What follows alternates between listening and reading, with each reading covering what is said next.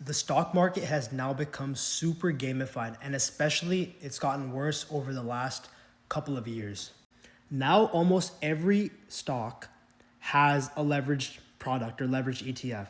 And just a couple of years ago, 3 or 4 years ago, you can only find them for the biggest of companies like Amazon or Microsoft or Google, or an index, an ETF that is giving a leverage return for an index. Or this has been especially like amplified after the recent whatever SpaceX IPO.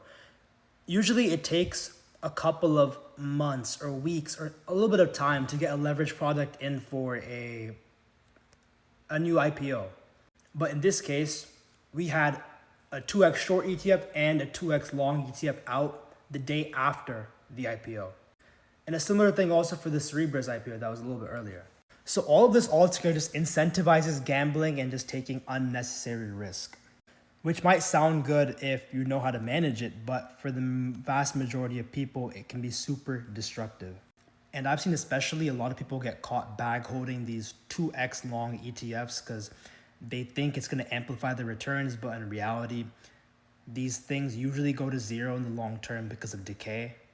People think they'll get out of them really quickly as a trade, but then it turns into something goes wrong and they get stuck holding it, and then nothing good happens from there.